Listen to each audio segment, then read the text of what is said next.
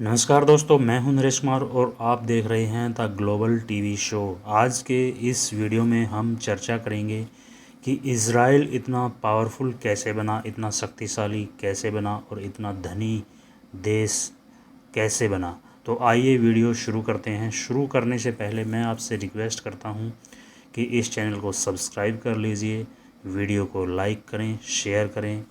Okay, तो आगे बढ़ते हैं। इज़राइल भी भारत के साथ ही आज़ाद हुआ और आज भारत कहाँ है और इज़राइल कहाँ। उसका क्षेत्रफल हरियाणा जैसे राज्यों से भी कम ही होगा, लेकिन उसके बाद भी आज वो न केवल पूरी तरह आत्मनिर्भर है बल्कि सुपर पावर भी। इज़राइल की यहाँ तक पहुँचने की कहानी हमें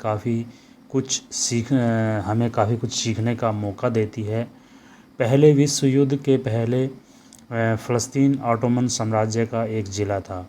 पहले विश्व युद्ध में ऑटोमन साम्राज्य को ब्रिटेन और उसके सहयोगियों से हार का सामना करना पड़ा।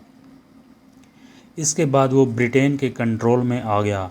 हालांकि ये काफ़ी जटिल स्थिति थी। इस इलाके में अरबी रहते थे और लंबे समय यहूदी ऐतिहासिक आधार पर इस इलाके पर अपना दावा करते थे और यहाँ रहना चाहते थे। यहूदियों का कहना था कि इस इलाके से उनका हज़ारों साल से ऐतिहासिक और धार्मिक संबंध रहा है। 20वीं शताब्दी की शुरुआत में हज़ारों यहूदी दुनिया भर से इज़राइल बनने से पहले इस इलाके में आने लगे। ये ऐसा समय था जब यहूदियों को यूरोप और रूस में यातनाएं सहनी पड़ रही थी। नाज़ियों ने जब 40 के दशक में यहूदियों पर घोर अत्याचार किया तो उनका बड़े पैमाने पर जर्मनी से इस इलाके में पलायन हुआ। दूसरे विश्व युद्ध के बाद ब्रिटेन ने फैसला किया कि अब फ़िलिस्तीनी इलाके पर संयुक्त राष्ट्र निर्णय करे कि क्या करना है। अब तक यहूदी ज़ोर शोर से इस इलाके को उनका राष्ट्र बनाने की मांग करने लगे थे। संयुक्त राष्ट्र ने फ़िलिस्तीन को 2 देशों में बांटने का सुझाव दिया, एक अरब और दूसरा यहूदियों के लिए। अरबियों ने इसे खारिज कर दिया, लेकिन यहूदी नेताओं ने संयुक्त राष्ट्र के प्रस्ताव को स्वीकार करते हुए इज़राइल की घोषणा कर दी। अमेरिका ने तुरंत इज़राइल को मान्यता दे दी। इसके बाद युद्ध हुआ, लेकिन आखिरकार धीरे धीरे एक देश के रूप में इज़राइल को अंतर्राष्ट्रीय स्तर पर मान्यता मिलती गई। हालांकि ये इतना आसान तो वाकई नहीं था। इज़राइल है पूरी भूमध्य सागर के आखिरी छोर पर स्थित है। इसका दक्षिणी छोर लाल सागर तक है, पश्चिम में यह मिस्र से लगता है और पूर्व में जॉर्डन से। लेबनान इसके उत्तर में है और सीरिया उत्तर पूर्व में। इज़राइल की आबादी लगभग 85 लाख के आसपास है।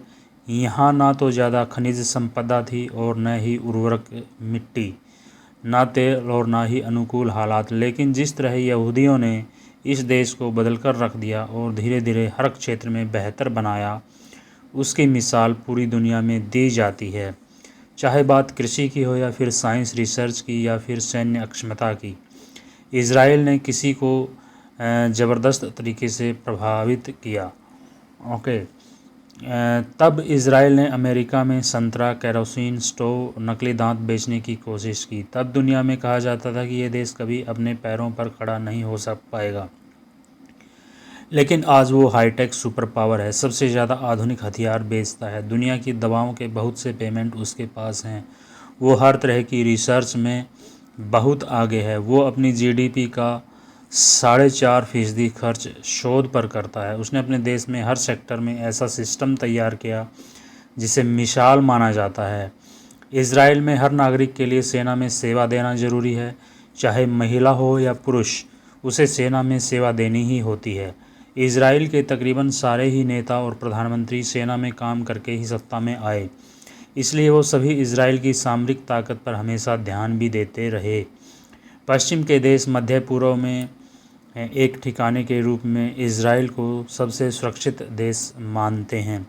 1989 में इज़राइल ने अंतरिक्ष में पहला जासूसी उपग्रह छोड़ा। इसके साथ ही वो 8 देशों के खास समूह में शामिल हो गया जिनके पास स्वतंत्र रूप से उपग्रह प्रक्षेपण की क्षमता है।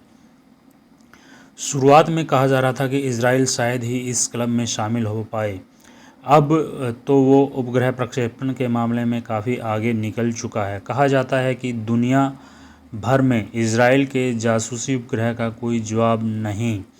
फिलहाल इजराइल के पास अपने खुद के विकसित किए हुए टैंक, सैन्य सिस्टम, मिसाइल्स और लड़ाकू विमान हैं जिनकी मांग दुनिया भर में है। यहाँ तक भारत भी उससे बड़े स्तर पर सैन्य साजो सामान खरीदता है। मेडिकल सेक्टर में वो जो उपकरण बनाता है वो भी बेजोड़ हैं। पूरी दुनिया में इजराइल, हांगकांग और दक्षिण कोरिया की अर्थव्यवस्था को सबसे स्थिर माना जाता है। ऐसा शून्य महंगाई दर और बेरोजगारी में भारी कमी के आधार पर कहा जाता है। इजराइल की कुल जीडीपी 320 अरब डॉलर है। आर्थिक विकास दर लगभग 4% के आसपास। इजराइल ने भी 70 के दशक में ही परमाणु हथियार विकसित कर लिए थे। वाशिंगटन स्थित संस्था आर्म्स कंट्रोल एसोसिएशन की ताज़ा रिपोर्ट के अनुसार इजराइल के पास लगभग 80 परमाणु हथियार हैं। तकनीक अक्षमता में अब उसका लोहा पूरी दुनिया मानती है। इजराइल स्टार्टअप के मामले में भी दुनिया के बड़े बड़े देशों को टक्कर देता है। यही वजह है कि उसकी अर्थव्यवस्था उच्चतम कोटि की है। ओके, और ये छोटा सा देश अमीर देशों की श्रेणी में आता है। आपने देखा कि कैसे एक छोटा सा देश, एक हरियाणा स्टेट से भी छोटा सा देश, मतलब एक 85 लाख की आबादी के साथ कितनी तरक्की कर सकता है। तो भारत जैसे बड़े देश को उससे कुछ सीखने की ज़रूरत है। ओके, तो आपको वीडियो कैसा लगा हमें कमेंट सेक्शन में ज़रूर बताएं। Thank you so much for watching this video.